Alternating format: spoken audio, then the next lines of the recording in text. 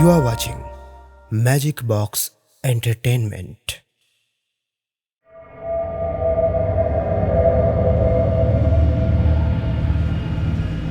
বিষ্টুদার প্রতি আপনাদের এই ভালোবাসায় টিম ম্যাজিক বক্স এন্টারটেইনমেন্ট আপ্লুত। আর ম্যাজিক বক্স মানেই আপনার পছন্দের গল্প। তাই আবারও নিয়ে এসেছি বিষ্টুদা সিরিজের আরও একটি গল্প। সেই নস্টালজিক ভৌতিক আড্ডার আমেজ আপনাদের কাছে পৌঁছে দিতে আমাদের এবারের নিবেদন বিষ্টুদার ভূতের গল্প সিরিজের অষ্টম গল্প মায়াবী ফাঁস। আশা করি একই রকমভাবে আপনাদের ভালোবাসা এবারেও আমরা পাব। তবে এই আসরে নিয়মিত যোগ দেওয়ার জন্য আপনাকে করতে হবে ছোট্ট একটা কাজ। নিচে যে সাবস্ক্রাইব বাটনটি দেখছেন ওটা ক্লিক করুন, আর পাশে যে ঘন্টাটি দেখছেন ওটা বাজিয়ে রাখুন, যাতে সময় মতো ওটা বেজে উঠে আপনাকে জানিয়ে দেয় গল্পের আসর বসার দিনক্ষণ। চলুন শুনে নেওয়া যাক সৌমেন মজুমদারের লেখা বিষ্টুদার ভূতের গল্প সিরিজের অষ্টম গল্প মায়াবী ফাঁস।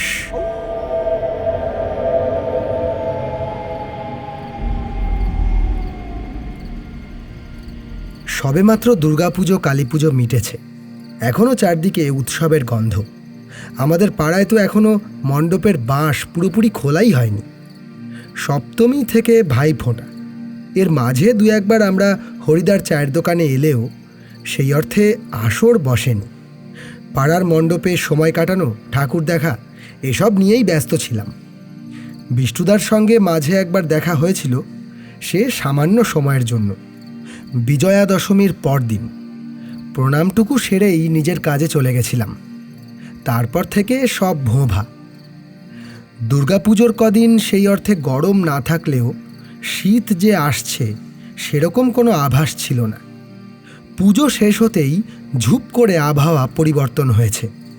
কালী পুজো মিটতে না মিটতে উষ্ণতার পারদ বেশ অনেকখানি নেমে গেছে।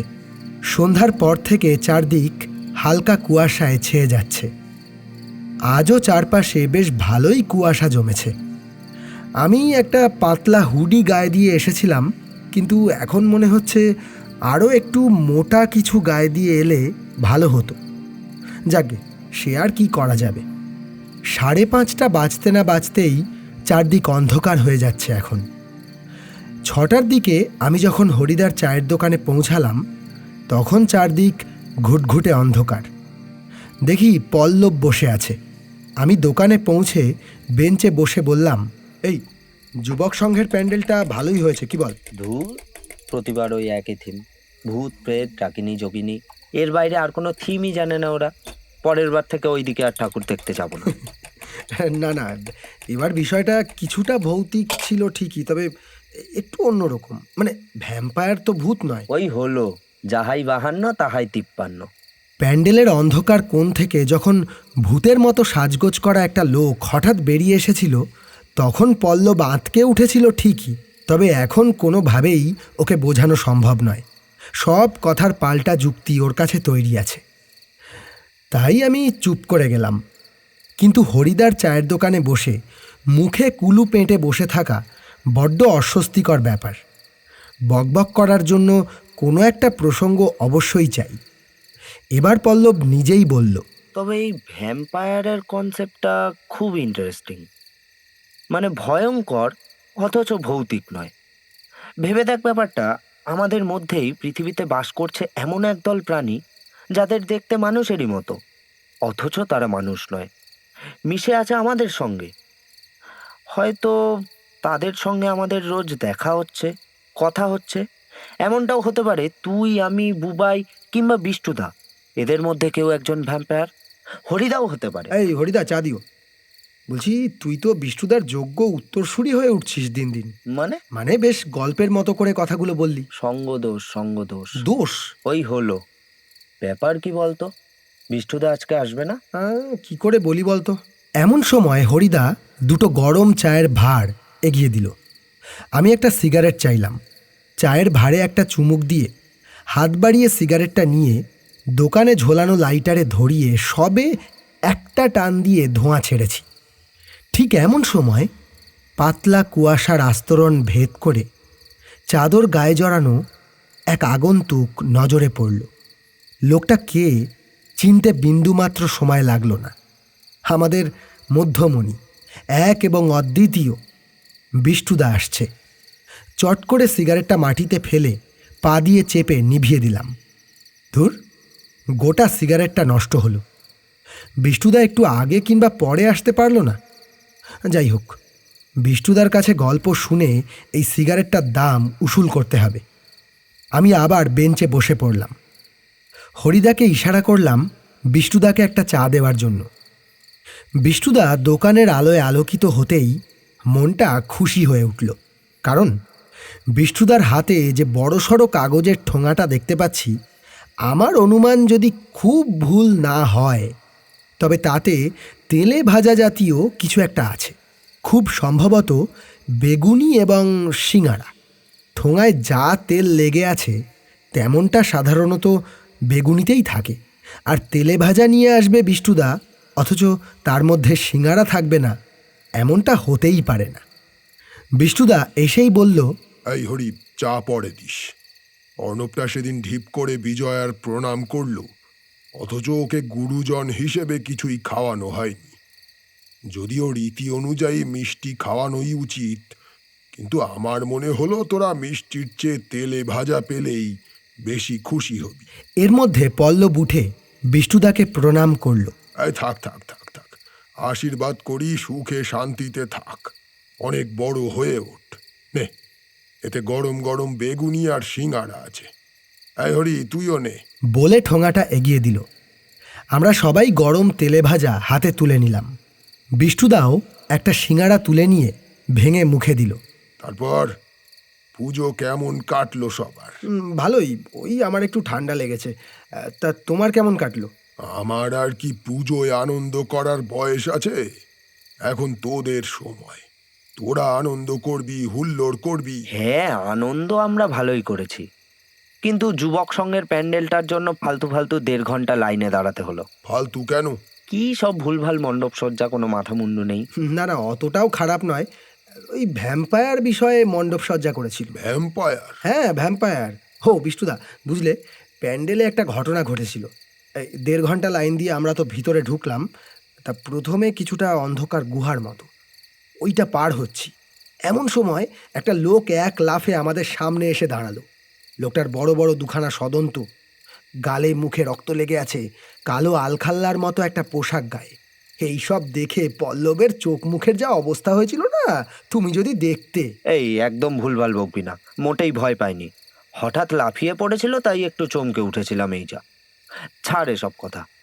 আচ্ছা বিষ্টুদা, ভ্যাম্পায়ার সম্পর্কে তোমার কি ধারণা? খুব বেশি ধারণা আমার নেই। যেটুকু জানি তাতে এই ভাবনার উৎস ইউরোপে। বলা হয় এরা আমাদের আশেপাশে, আমাদের সঙ্গেই মিশে আছে। বেঁচে থাকার জন্য ওদের প্রয়োজন জীবন রস, মানে জীবিত মানুষের তাজা রক্ত। আরে এসব তো আমরাও জানি।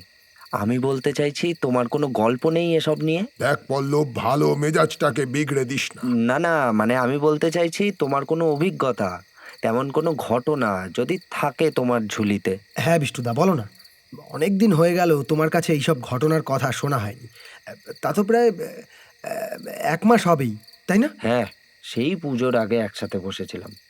বিষ্টুদা চুপ, মুখে কুলু পেঁটে বেঞ্চে পা তুলে গুছিয়ে বসল। তারপর চাদরটাকে একবার খুলে আবার ভালো করে গায়ে জড়িয়ে নিল। বেশ গম্ভীর মুখে আমাদের দিকে একবার তাকিয়ে নিয়ে শেষে হরিদার দিকে ফিরে বলল, এই হরি, চা দে। বেশ বুঝতে পারছি বিষ্টুদা মনে মনে গল্পটাকে সাজিয়ে নিচ্ছে। হরিদা চা দিল। চায়ের ভাঁড়টাকে একবার দুহাতে জড়িয়ে ধরল বিষ্টুদা।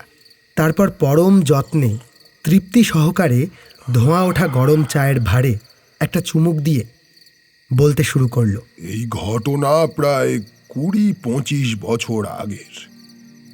আজও আমি জানি না যে বিপদের সম্মুখীন আমি হয়েছিলাম তা আসলে কি ছিল।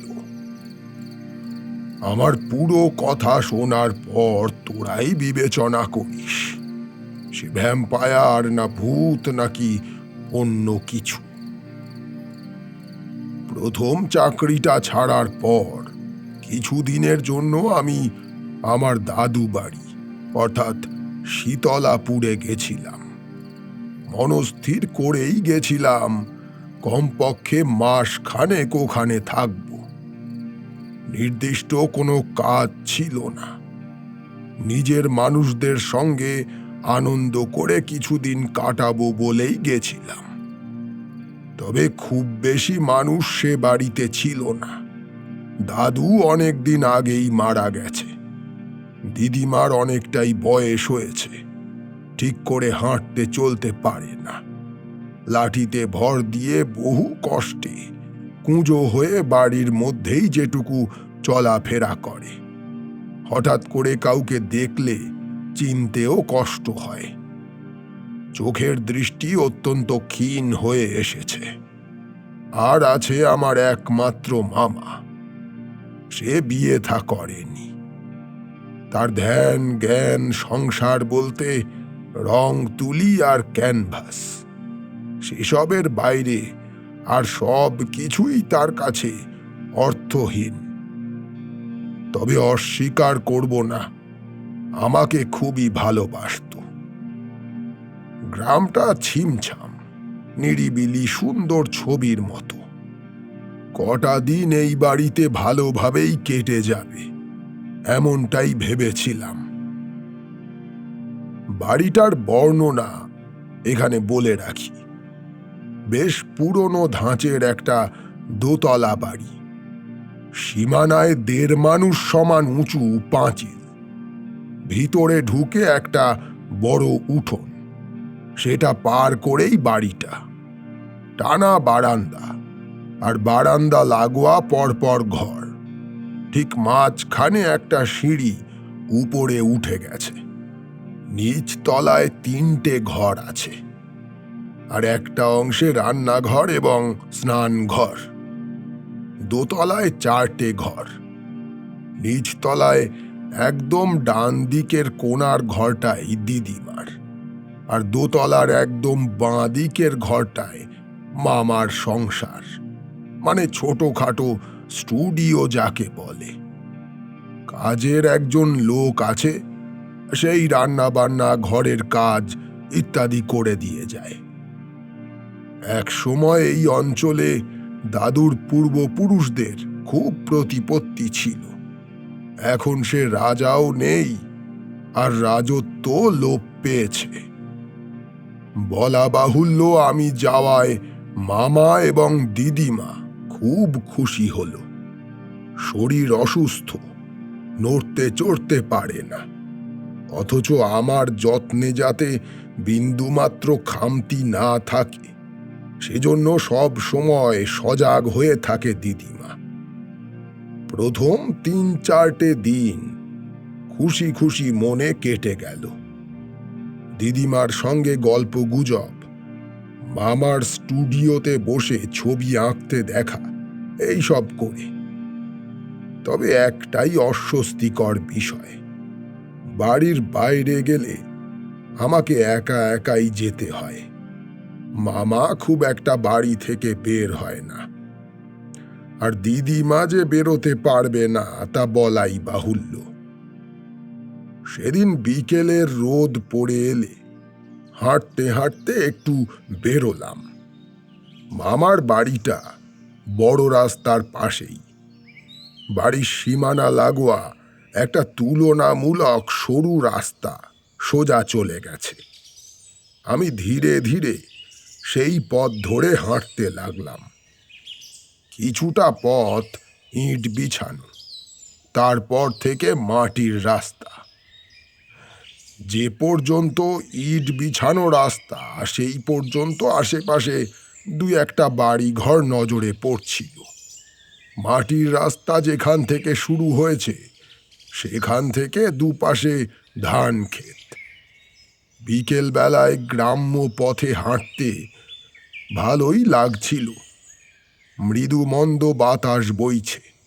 রোদ এখন আর নেই, তবে আলো পুরোপুরি আছে। মিনিট 15 চলার পর যে জায়গায় পৌঁছালাম সেখানে আশেপাশে তাকিয়ে মনে হলো এটাও একটা পাড়া। অনেক মাটির বাড়ি চোখে পড়ল, তবে সচরাচর যেমন বাড়ি আমরা দেখতে পাই তেমন নয়।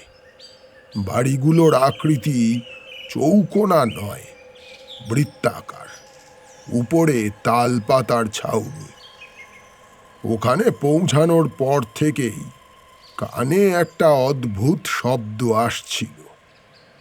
শুনে যতদূর মনে হয়েছিল প্রাচীন কোনো তাল যন্ত্র এক নাগাড়ে বেজে চলেছে। চারপাশ দেখতে দেখতে এগোতে লাগলাম। আশ্চর্য, আশেপাশে কোনো লোক চোখে পড়ছে না। মিনিট পাঁচেক পর থেকে আমার মনে একটা অদ্ভুত আকর্ষণ জন্ম নিল। মনে হতে লাগলো ওই বাদ্যযন্ত্রের শব্দ আমাকে ডাকছে, এবং আমিও এমন মোহাবিষ্ট হয়ে পড়েছি যে সেই ডাক উপেক্ষা করার ক্ষমতা আমার নেই। শব্দের উৎস লক্ষ্য করেই আমি এগিয়ে চলেছি। খুব বেশিক্ষণ হাঁটতে হলো না। সময় দেখিনি, তবু যত দূর আন্দাজ 20 মিনিটের বেশি হবে না। একটা জায়গায় এসে পৌঁছালাম। আমি যে মাটির রাস্তা ধরে এসেছি সেই রাস্তার ডান দিকে একটা ছোট মাঠ। মাঠের চারপাশে এত বড় বড় গাছপালা যে ডালপালা ছাতার মতো পুরো মাঠটাকে ঢেকে রেখেছে। মাঠের শেষ প্রান্তে আগে দেখা বৃত্তাকার মাটির বাড়িগুলোর মতোই একটা বাড়ি। না, এটা বাড়ি নয়, ভালো করে দেখে বুঝতে পারলাম এটা একটা মন্দির। তবে এই মন্দিরে যে দেবতার মূর্তি রয়েছে তাকে আমি চিনি না। অদ্ভুত দর্শন সেই মূর্তি। শরীরের রং কুচকুচে কালো। দেখে মনে হলো মূর্তির গায়ে যেন তেল মাখিয়ে রাখা হয়েছে। মূর্তির চুলগুলো ছড়ানো ছিটানো, এমন ভাবে তৈরি করা হয়েছে যে দেখলে মনে হয় চুলগুলো হাওয়ায় ভাসছে। চোখ টকটকে লাল, যেন আগুন ঝরে পড়ছে। ঠোঁটটা স্বাভাবিকের তুলনায় বেশ কিছুটা চওড়া। ঠোঁটের দুপাশ দিয়ে বেরিয়ে আছে দুখানা অস্বাভাবিক বড় তীক্ষ্ণ সদন্ত। সে মূর্তির দিকে এক ঝলক তাকালে শরীরে শিহরণ খেলে যায়। স্থির নিষ্প্রাণ মূর্তি, তবু যেন মনে হলো ভীষণ জীবন্ত। সেই মূর্তির সামনে অনেক লোকজন দাঁড়িয়ে। তাদের চাল চলন, পোশাক আশাক সম্পূর্ণ ভিন্ন। মাথায় সবাই এক টুকরো লাল কাপড় বেঁধেছে। মূর্তির সামনে মনে হলো কোনো উপাচার চলছে। সবাই ঘিরে ধরে আছে, তাই সেখানে কি হচ্ছে ঠিক করে বুঝতে পারলাম না। সেখানেই কেউ একজন মাদলের মতো একটা বাদ্যযন্ত্র বাজাচ্ছে। আমি তন্ময় হয়ে তাকিয়ে আছি মূর্তির দিকে। কি যেন এক নেশা আছে মূর্তির ভয়ানক চোখ দুটোতে। মনে ধীরে ধীরে ভয় জমা হচ্ছে। সে ভয়ের কারণ কি তা আমার কাছে স্পষ্ট নয়। খুব ইচ্ছা করছে ভিড় ঠেলে এগিয়ে দেখি সেখানে কি চলছে, অথচ অজানা ভয়ে সেদিকে পা বাড়াতে সাহস হলো না। দিনের আলো তখন অনেকটাই কমে এসেছে। না, এবার ফিরতে হবে, নয়তো দেরি হয়ে যাবে। সেদিক থেকে মুখ ফিরিয়ে হাঁটতে শুরু করব, এমন সময় আলগোছে একজোড়া চোখের দিকে চোখ পড়তে বুকের ভিতরে যেন প্রচণ্ড জোরে বিদ্যুৎ চমকে উঠল। সবার দৃষ্টি ভিড়ের কেন্দ্রে, অথচ তারই পাশে একজন যুবতী মেয়ে এক দৃষ্টিতে আমার দিকেই তাকিয়ে আছে। এই পরিবেশের সঙ্গে সেই যুবতী যেন সঙ্গতিহীন, খাপ ছাড়া। বাকি যারা রয়েছে তাদের গায়ের রং শ্যামবর্ণ, অথচ এই মেয়েটি যেন অতিরিক্ত ফর্সা। মনে হলো ভারতীয় নয়, বিদেশি কোনো মহিলা। আর কি অপরূপ সুন্দরী তাকে মনে হলো, তা আমি ভাষায় ব্যক্ত করতে পারবো না। টানা টানা চোখ, রেশমের মতো নরম, সোনালি কোঁকড়ানো চুল কোমর পর্যন্ত নেমেছে। ঠোঁট যেন রক্তিম গোলাপের পাপড়ি। এক কথায় সে যেন রক্ত মাংসের মানুষ নয়, শিল্পীর তুলির নিপুণ ছোঁয়ায় আঁকা দেবী মূর্তি। অথচ সে স্বর্গীয় সৌন্দর্যের দিকে তাকিয়ে আমার মনে ভয় হল। যেখানে সবাই অজানা ভয়ঙ্কর মূর্তির আরাধনায় মগ্ন, সেখানে এই অজ্ঞাত অপরূপা সুন্দরী কেন আমার দিকে এমন ভাবে তাকিয়ে আছে? আমি কিছুটা জোর করেই চোখ ফিরিয়ে ফিরতি পথ ধরলাম। প্রায় তখন অন্ধকার হয়ে এসেছে।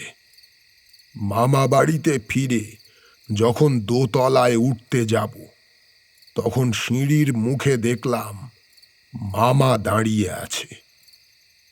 কিছু জিজ্ঞাসা করল না, তবে কেমন যেন অদ্ভুত দৃষ্টিতে আমার দিকে তাকিয়ে থাকলো কিছুক্ষণ।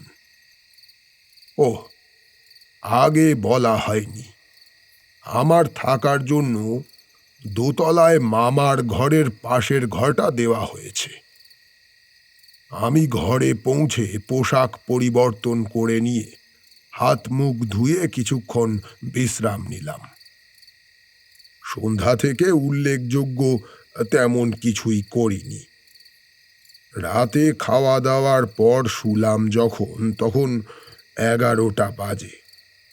এতক্ষণ তেমন কিছুই অনুভব করিনি, কিন্তু শোয়ার পর থেকেই চোখের সামনে বারবার ফিরে ফিরে আসতে লাগলো সেই বীভৎস দেবতার মূর্তি এবং সেই অজ্ঞাত অপরূপা সুন্দরী। কেন জানি না, আমি হাজার চেষ্টা করেও মূর্তি দুটোকে মন থেকে সরাতে পারছিলাম না। কতবার অন্য কিছু ভাবার চেষ্টা করলাম, যে দু একটা কবিতা অস্পষ্ট মনে ছিল সেগুলো আবৃত্তি করে অন্যদিকে মন দেওয়ার চেষ্টা করলাম। কিছুতেই কোনো কাজ হলো না।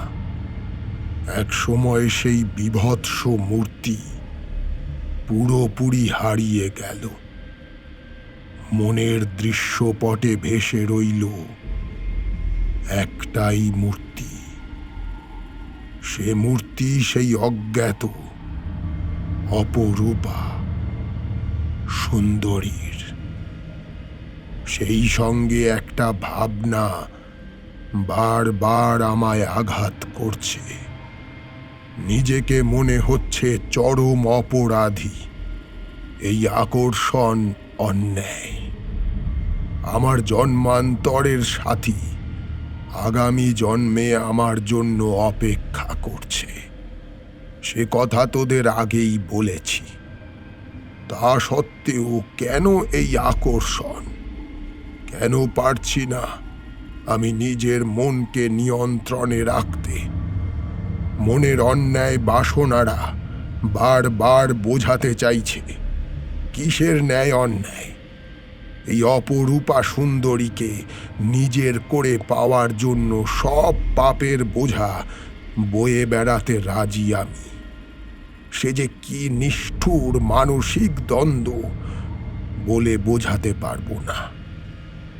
অস্বস্তিতে একা বিছানায় এপাশ ওপাশ করতে করতে একসময় ঘুমিয়ে পড়লাম। রাত তখন কত হবে জানি না। একটা শীতল স্পর্শে আমার তন্দ্রা কেটে গেল। স্পষ্ট অনুভব করলাম আমার শরীরের উপর অন্য একটা মানুষের শরীর, নিষ্প্রাণ নয়, জীবন্ত। নরম স্পর্শ এবং দেহের কাঠামো অনুভব করে বুঝতে পারলাম সেটা কোনো নারীর শরীর। তার একটা হাত আমার ডান গালের উপরে রাখা, মুখটা ঠিক আমার ঘাড়ের কাছে। চুলগুলো এলোমেলো হয়ে ছড়িয়ে আছে আমার চোখ মুখের উপর। হঠাৎ যেন মনে হলো অচেনা শরীরটা আমার দেহের উপর স্থির হয়ে শুয়ে নেই, যেন আমার গলার বাঁ পাশে তীক্ষ্ণ দাঁত দিয়ে কামড়ে ধরেছে। আকস্মিক আতঙ্কে এক ঝটকায় বিছানায় উঠে বসলাম। বিছানায় বসে হাত বাড়ালেই আলোর সুইচটা পাওয়া যায়। অন্ধকার হাতড়ে সেটা জ্বালিয়ে দিলাম। কিন্তু কোথায় কি? আমি ছাড়া সেই ঘরে আর কেউ নেই।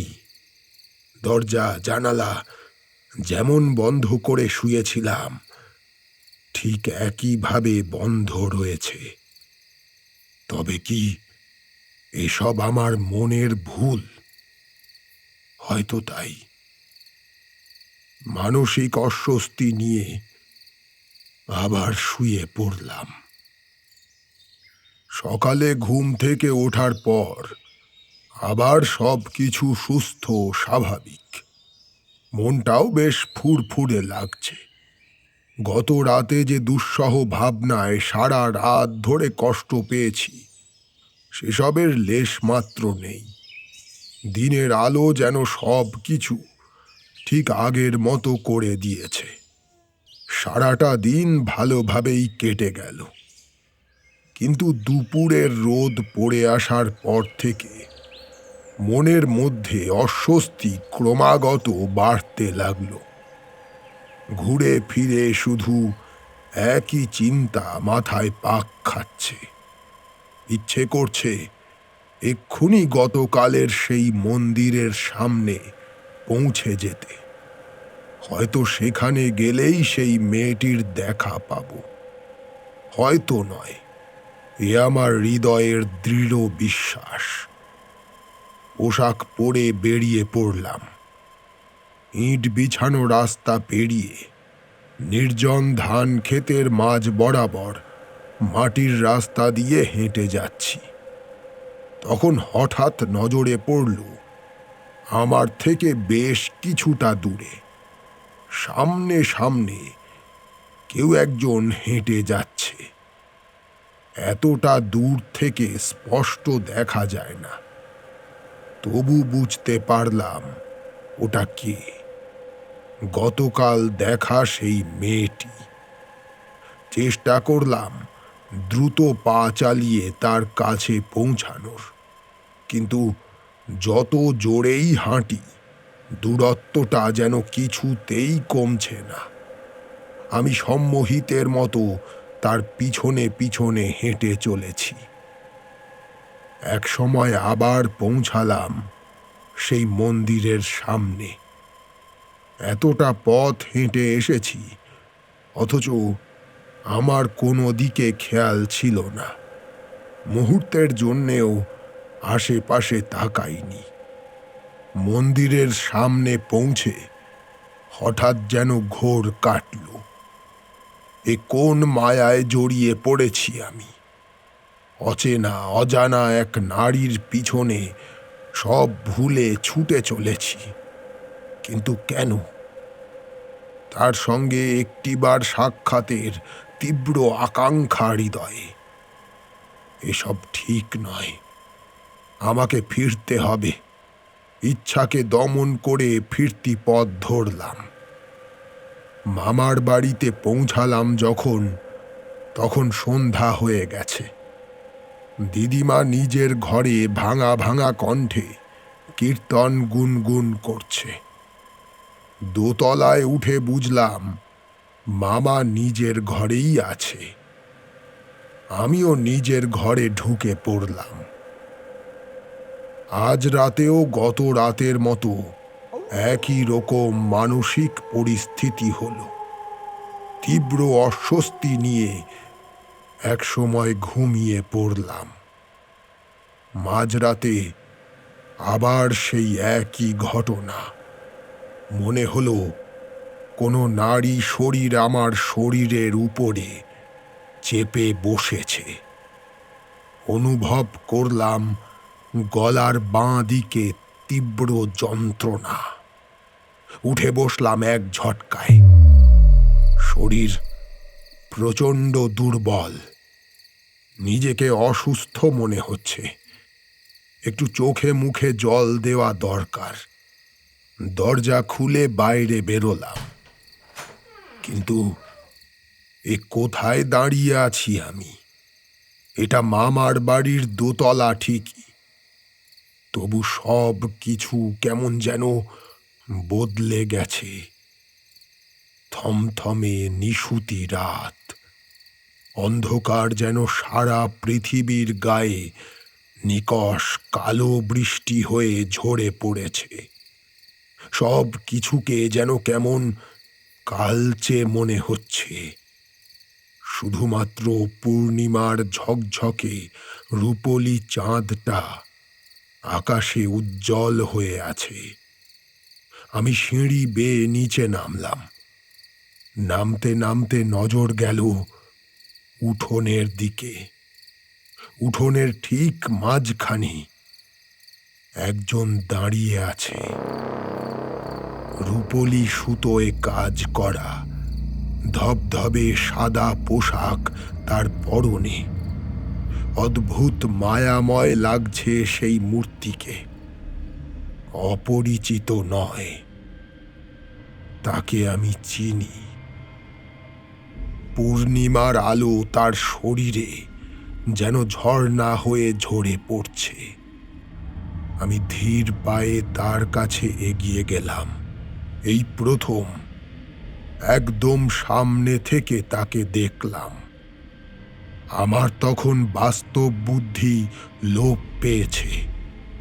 সদ্য ফোঁটা ফুলের মতো সুন্দর হাসি হাসি মুখে সে আমার দিকে তাকিয়ে আছে।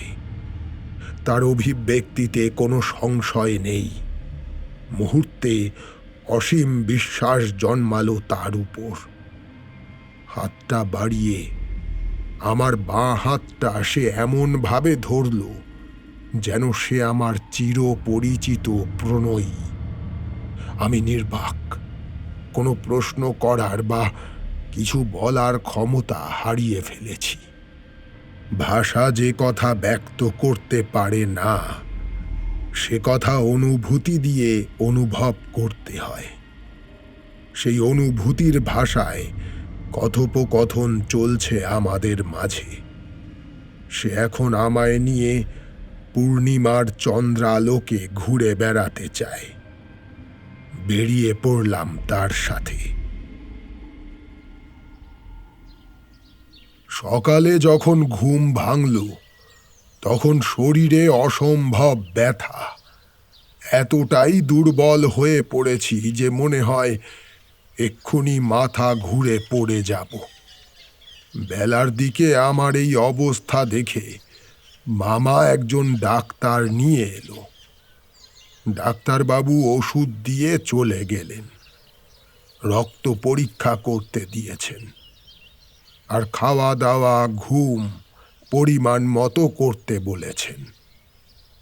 সারাটা দিন বিছানাতেই শুয়ে কেটে গেল। আজও বিকেলের দিকে মনে তীব্র ইচ্ছা হলো বেরিয়ে পড়ার, কিন্তু সে সামর্থ্য আমার শরীরে নেই। মনমরা হয়ে রাত পর্যন্ত কাটল। কোনো রকমে উঠে খাওয়া দাওয়া সেরে শুয়ে পড়লাম। আশ্চর্য, আজ কিন্তু গত দুদিনের মতো কোনো মানসিক অস্বস্তি আমার হলো না, বরং মনে ফুরফুরে একটা ভাব। বেশ নিশ্চিন্ত এবং শারীরিকভাবেও সুস্থ লাগছে। এক সময় ঘুমের মাঝে আবার অনুভব করলাম আমার গলার বাঁ দিকে কেউ দাঁত বসিয়ে দিয়েছে। উঠে পড়লাম বিছানা ছেড়ে। দরজা খুলে বেরিয়ে পড়লাম গত রাতের মতো।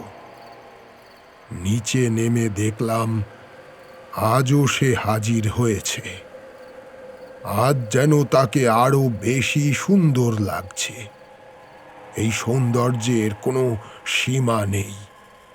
এ জগতে আর কোনো কিছুর সঙ্গে এর তুলনা সম্ভব নয়। বেরিয়ে পড়লাম রাতের প্রণয় সফরে। পরদিন সকালে আবার একই অবস্থা। শরীর এখনো একই রকম দুর্বল, হয়তো কিছুটা বেশি। আজ একটা বিষয় লক্ষ্য করে আমি চমকে উঠলাম। এই কদিন লক্ষ্য করিনি, তবে করা উচিত ছিল। মাথায় জল দিয়ে গা হাত পা মুছে যখন নিজের ঘরে এসে চুল আঁচড়াতে আয়নার সামনে দাঁড়ালাম, তখন হঠাৎ নজর গেল গলার বাঁ দিকে। লক্ষ্য করলাম সেখানে একটা ক্ষত, খুব সামান্যই, তবে বড্ড তাজা। এসব কি হচ্ছে আমার সঙ্গে তা বোঝার মতো ক্ষমতা আমার ছিল না, তবে একটা বিষয় আমার কাছে দিনে দিনে স্পষ্ট হয়ে উঠছে। দিন এবং রাতে আমি দুটো আলাদা জীবন কাটাচ্ছি। মাঝরাতে হঠাৎ ঘুম ভেঙে আমি পৌঁছে যাই এক বদলে যাওয়া অন্য পৃথিবীতে। সেই বদলানো পৃথিবীতে আর কেউ বাস করে না। সেখানে আছি শুধু আমি আর আমার সেই অজ্ঞাত প্রণয়ী। আমরা সারা রাত ধরে মনের খুশিতে ঘুরে ঘুরে বেড়াই। আমার গোটা জীবনের সবচেয়ে আনন্দময় সময় মনে হয় সেটাই। আবার যখন ঘুম ভাঙে দেখি অতি সাধারণ আমার চেনা পৃথিবী। আমার ফিরতে ইচ্ছা করে না এই পৃথিবীতে। মনে হয় বাকি জীবনটুকু ওই অলৌকিক মায়াময় পৃথিবীতেই কাটিয়ে দিই। এইভাবে দেখতে দেখতে একটা সপ্তাহ কেটে গেল।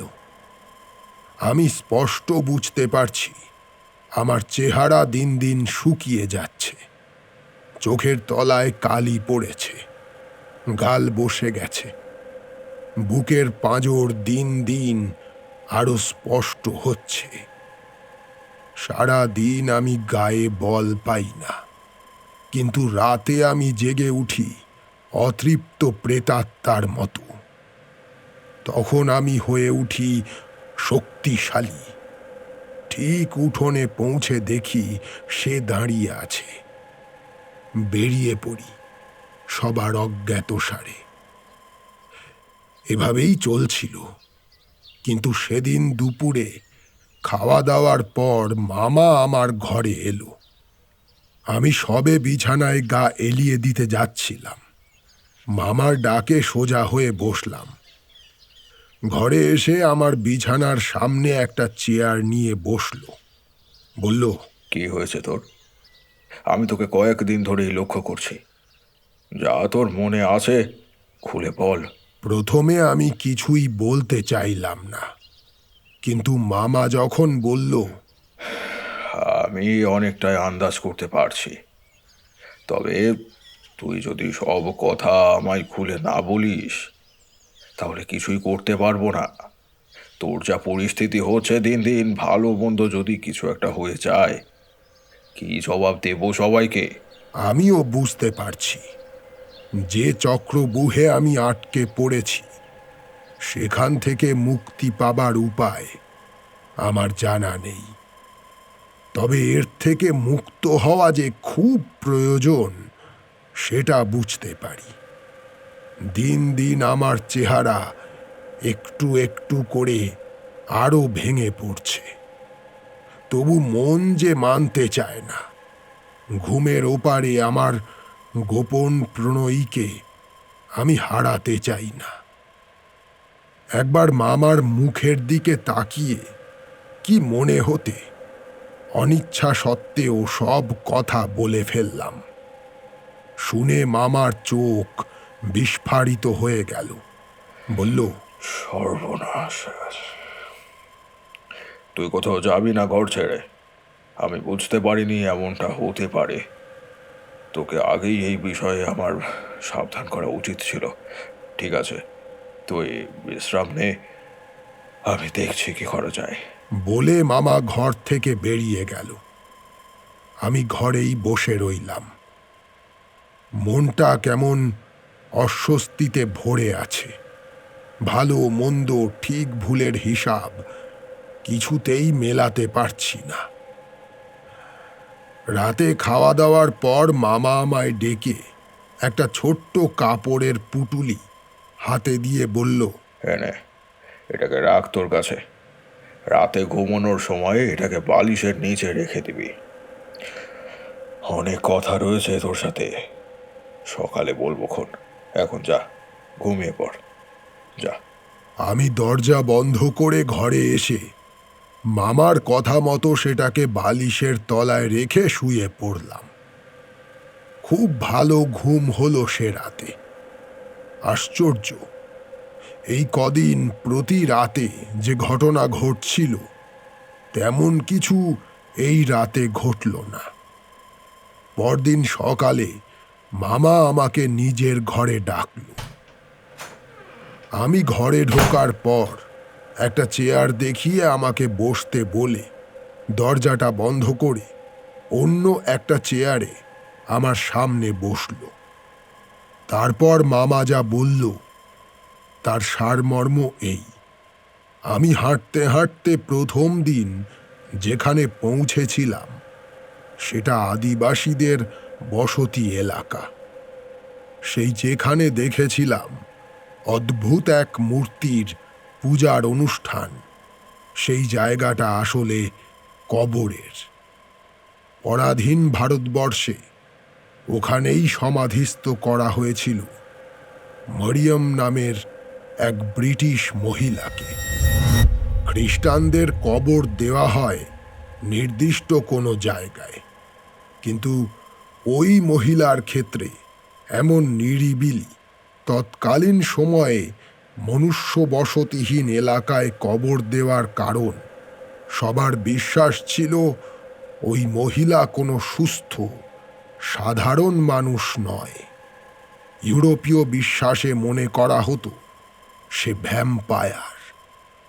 তারপর কালে কালে একসময় আদিবাসীরা ওই অঞ্চলে বসতি স্থাপন করে, কিন্তু মরিয়মকে ঘিরে আতঙ্ক তবু কাটেনি। মরিয়মের আত্মার হাত থেকে বাঁচতে তাই আদিবাসীরা প্রতি বছর নির্দিষ্ট দিনে মরিয়মের কবরের সামনে প্রতিষ্ঠিত মন্দিরে তাদের এক দেবতার পুজো করে। রীতি অনুযায়ী ওখানে সবাই যখন যায় তখন মাথায় লাল কাপড় বেঁধে রাখে। তাদের বিশ্বাস ওই লাল কাপড় বাঁধা থাকলে মরিয়মের আত্মা কোনোভাবেই তাদের উপর কুদৃষ্টি দিতে পারবে না। বহু বছর ধরে এমনটাই চলে আসছে। এই নিয়মের কখনো কোনো ব্যতিক্রম ঘটেনি। মরিয়মের ব্যাপারটা জানার পর থেকে মামার মনে এ সম্বন্ধে প্রচণ্ড উৎসাহ তৈরি হয়েছিল। লোক মুখে যেটুকু শোনা যায় সেই তথ্য সংগ্রহ করে মামা মরিয়মের একটা কাল্পনিক ছবি এঁকেছে অনেক দিন আগে। আলমারি খুলে সেখান থেকে ছবিটা বের করে আমাকে দেখালো। দেখে আমি একই সঙ্গে মুগ্ধ এবং অবাক হলাম। এ কি আশ্চর্য কল্পনা শক্তি মামার, যার সঙ্গে আমি প্রতি রাতে সব ভুলে বেরিয়ে পড়ি হুবহু তার মতো দেখতে। স্বপ্ন না বাস্তব জানি না, তবে আমি তাকে দেখেছি, কিন্তু মামা তো কখনো তাকে দেখেনি। তাহলে কি করে পারল এত নিখুঁতভাবে মরিয়মকে আঁকতে? আমি যতদূর বুঝেছি, তোর মাধ্যমে মরিয়ম আবার জেগে উঠেছে এবং তোর শরীর থেকে জীবন রস শুষে নিয়ে দিনে দিনে শক্তিশালী হয়ে উঠছে। আরও তোকে এই ফাঁস থেকে মুক্ত করতে হবে। কখন কিভাবে কি করতে হবে আমি আমি সব বলে দেব, যতক্ষণ না সব ঠিক হচ্ছে। যে পুঁটলিটা তোকে আমি দিয়েছি সেটা মোটেই কাজ ছাড়া করবি না। কি বুঝেছিস তো? এই ঘটনার ঠিক দুদিন পর রাত 12টার সময় আমি আর মামা বাড়ি থেকে বের হলাম। আমাদের দুজনের কপালেই বাঁধা এক ফালি করে লাল কাপড়। চাঁদের আলোয় আবছা নিশুতি রাতে দুজনে হেঁটে চলেছি গ্রাম্য পথ ধরে। প্রায় 40 মিনিট পরে দুজনে এসে উপস্থিত হলাম সেই বিকট দর্শন দেবতার মন্দিরের সামনে। প্রথমে ভক্তি ভরে সাষ্টাঙ্গে প্রণাম করলাম, তারপর দুজনে চললাম মন্দিরের পিছনে। সেখানেই রয়েছে মরিয়মের কবর। পৌঁছে দেখলাম কবরের উপর অনেক আগাছা জন্মেছে। দুজনে মিলে জঞ্জাল পরিষ্কার করে পাথরে তৈরি প্রচণ্ড ভারী কবরের ঢাকনাটা অনেক কষ্টে ঠেলে সরালাম। সরানোর সঙ্গে সঙ্গে স্পষ্ট দেখলাম কিছুটা কালো ধোঁয়া কবর থেকে বেরিয়ে বাতাসে মিলিয়ে গেল। ধোঁয়া সরে যেতেই কবরের ভিতরে যে দৃশ্য চোখে পড়ল তাতে আমার সারা গায়ে কাঁটা দিয়ে উঠল। যেভাবে উপরে জঞ্জাল জমেছিল তাতে যে কেউ নিঃসন্দেহে বলতে পারবে এই কবরে বহু বছর যাবৎ কোনো মানুষের হাত পড়েনি। অথচ কবরের ভিতরে যে মানব শরীর শোয়ানো রয়েছে সে যেন মৃত নয়, মনে হচ্ছে পরম নিশ্চিন্তে ঘুমিয়ে রয়েছে। কিছুক্ষণ পরেই ঘুম ভাঙলে উঠে বসবে। বলা বাহুল্য শরীরটা মরিয়মের। কি করতে হবে মামা আমাকে সব বলে রেখেছে। এখন আমাদের কাজ অপেক্ষা করা। মৃদু চাঁদের আলোয় আমি আর মামা অপেক্ষা করছি। ঘড়ির কাঁটা যখন রাত 1টা ছুঁই ছুঁই, ঠিক তখন দুজনেই কবরের দিকে তাকালাম। আর আমাদের চোখের সামনেই ঘুমন্ত শরীরটা হঠাৎ চোখ মেলল, তারপর ধীরে ধীরে উঠে বসতে লাগলো। কি অদ্ভুত মায়া ওর চোখে! আমি জানি আমার এখন কি কর্তব্য, কিন্তু ওই মায়াময় চোখের দিকে তাকানোর সঙ্গে সঙ্গে আমি যেন ধীরে ধীরে সম্মোহিত হতে লাগলাম। তীব্র অভিমান নিয়ে ও তাকিয়ে আছে আমার কপালে বাঁধা লাল কাপড়টার দিকে। স্থান, কাল, পাত্র সব কিছু ধীরে ধীরে ভুলে যাচ্ছি আমি। ওর চোখের অনুরোধ উপেক্ষা করতে পারলাম না। হাত বাড়িয়ে খুলে ফেলতে গেলাম কপালে বাঁধা লাল কাপড়, আর ঠিক সেই সময় মামার কণ্ঠস্বরে আমার সম্বিত ফিরল। বিষ্টু! চমকে উঠে দেখলাম সঙ্গে আনা জীবন্ত বাদুরটাকে দু হাতে চেপে ধরেছে মামা। আমি আর মুহূর্ত মাত্র দেরি না করে পকেটে রাখা ধারালো ছুরিটা বের করে এক টানে বাদুরটার গলা কেটে ফেললাম। কয়েক ফোঁটা কালো তরল ঠিক ওর মুখের উপরে পড়ল। সঙ্গে সঙ্গে তীব্র যন্ত্রণায় আর্তনাদ করে উঠল মারিয়াম। কাঁটা বাদুরটাকে কবরের মধ্যেই ফেলে দিল মামা। আমাদের চোখের সামনে মারিয়ামের শরীরটা ধীরে ধীরে কালো হয়ে যেতে লাগলো। একসময় শুকিয়ে কুঁকড়ে বিকট বিভৎস রূপ ধারণ করল। সেই সঙ্গে আরও একটা ঘটনা ঘটে চলেছে। বাদুরটার কাটা মাথাটা ধীরে ধীরে আবার জুড়ে যাচ্ছে ধরের সঙ্গে। একসময় দপ করে কবরে আগুন জ্বলে উঠল, আর সেই আগুনের মাঝ থেকে ডানা ঝাপটাতে ঝাপটাতে বেরিয়ে এলো একটা কালো কুচকুচে বাদুড়। আমাদের চোখের সামনে অন্ধকারে গাছপালার মাঝে মিলিয়ে গেল।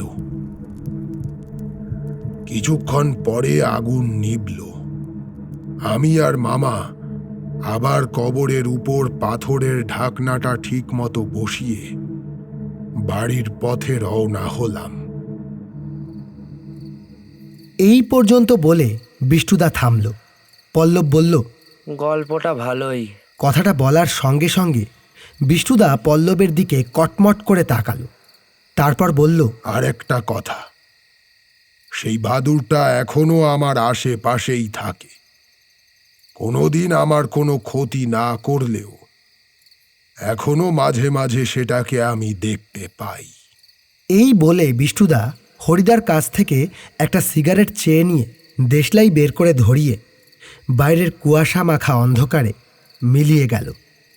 ঠিক সেই সময় পল্লবকে রীতিমতো চমকে দিয়ে একটা বাদুড় ওর কানের পাশ দিয়ে বিষ্টুদা যেদিকে গেছে সেদিকে চলে গেল।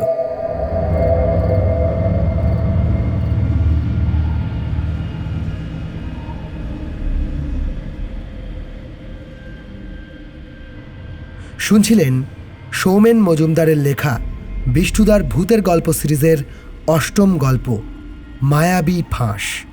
বিভিন্ন চরিত্রে রূপদান করেছেন অর্ণব, প্রীতম এবং আমি আপনাদের সঙ্গে সৌমেন। গল্পটি কেমন লাগলো অবশ্যই জানান কমেন্ট বক্সে। ভালো লাগলে অবশ্যই লাইক এবং শেয়ার করুন। চ্যানেলে নতুন হলে অবশ্যই সাবস্ক্রাইব করুন।